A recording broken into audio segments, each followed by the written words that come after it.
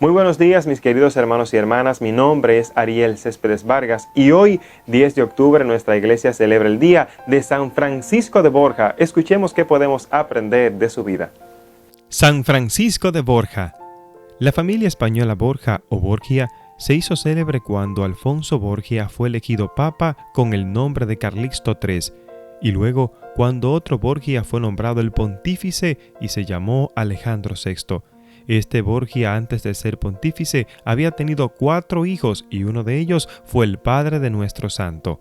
Francisco de Borja era nieto del Papa Alejandro VI por parte del padre, nieto del rey Fernando de Aragón por parte de la madre y primo del emperador Carlos V e hijo del duque de Gandhi.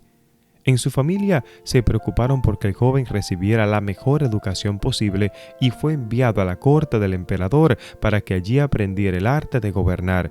Esto le fue de gran utilidad para los cargos que tuvo que desempeñar más tarde. Contrajo matrimonio con Leonor de Castro, una joven de la corte del emperador, y tuvo 6 hijos. Su matrimonio duró 17 años y fue un modelo de armonía y de fidelidad.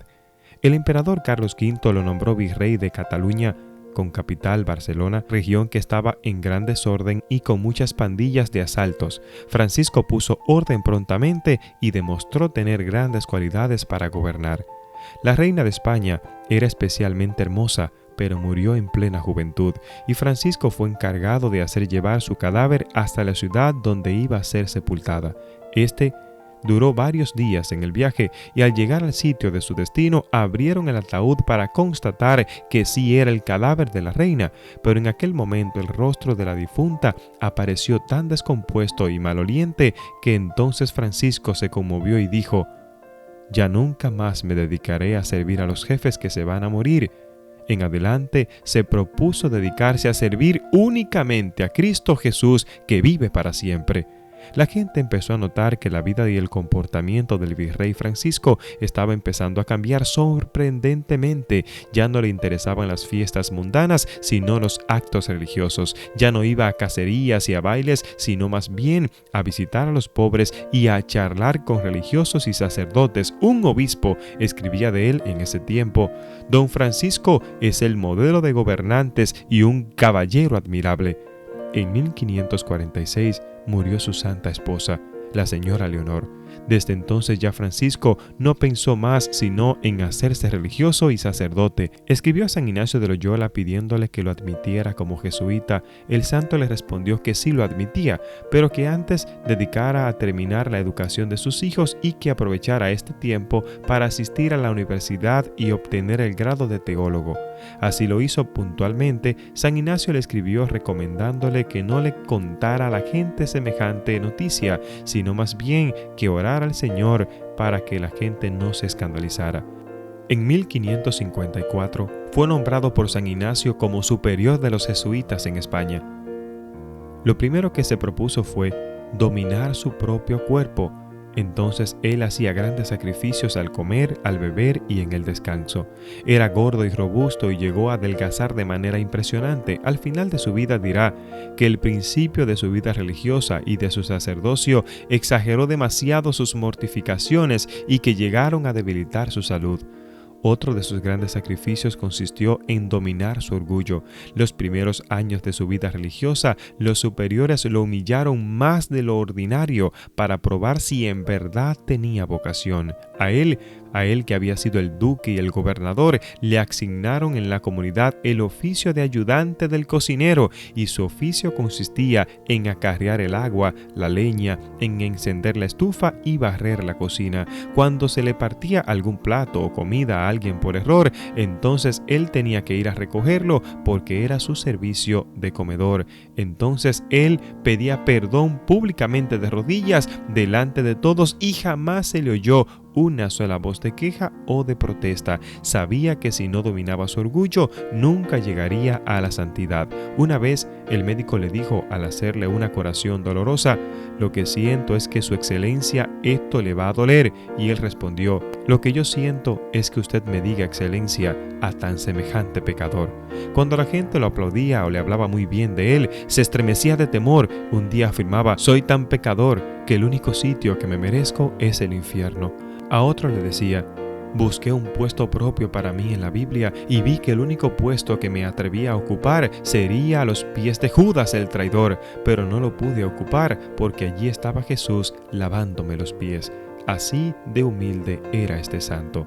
Al morir San Ignacio lo reemplazó el padre Laínez, y al morir los jesuitas entonces nombraron al superior general a San Francisco de Borja. Durante los siguientes años que ocupó este altísimo cargo, se dedicó con tan grandes actividades a su oficio que ha sido llamado por algunos el segundo fundador de los jesuitas. Por todas partes se aparecieron casas, obras de las comunidades, mandó misioneros a los más diversos países del mundo. Incluso el Papa y los cardenales lo querían muchísimo y sentían por él tanta admiración.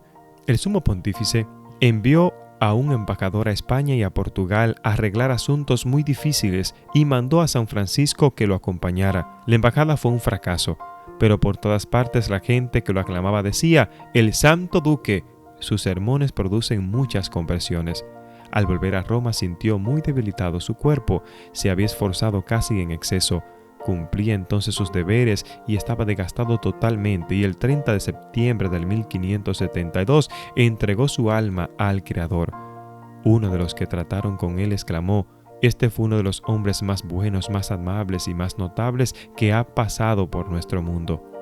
Hoy es el día de San Francisco de Borja. Como pudimos escuchar, hermanos y hermanas, de San Francisco de Borja, tú y yo podemos aprender tantas cosas. Este hombre que tuvo su familia, casado y pudo ser sacerdote, pero lo que llama tanto mi atención es que este hombre, hermanos y hermanas, desde que se empezó a encontrar con el Señor, se notaba el cambio en su vida. ¿Y a ti? ¿Se te nota el cambio en tu vida? ¿Y a ti? ¿Se te nota que Dios está en tu corazón? Porque a veces tú y yo decimos que tenemos a Dios en nuestros corazones, decimos que amamos a Dios, oramos muchísimo, vamos a la iglesia, pero realmente no se nos nota que somos cristianos. La gente empezó a darse cuenta que él sustituía las fiestas mundanas por visitar a los pobres, por ir a la iglesia. Las conversaciones con gente licenciosa se la cambiaba por hablar con personas humildes, con sacerdotes. Tú y yo también estamos llamados a que se nos note lo que Dios ha hecho en nuestras vidas, en nuestros corazones. Hoy es un gran día para yo analizar mi vida. ¿Estoy yo siendo fiel al Señor? ¿Estoy viviendo dignamente? ¿Le estoy dando a mis hijos lo que ellos necesitan? Él se preocupó por la buena educación de sus hijos, y escuchamos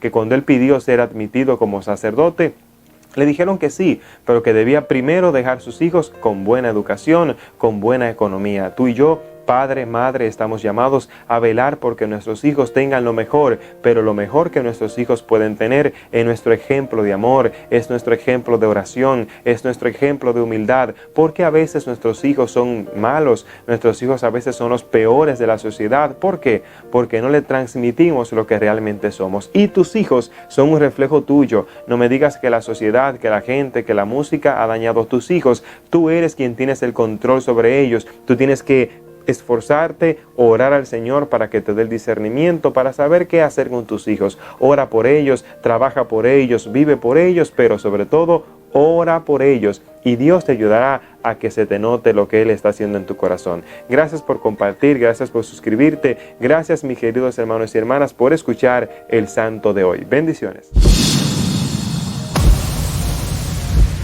Gracias por escuchar a Ariel Céspedes. No olvides compartir y suscribirte en este canal.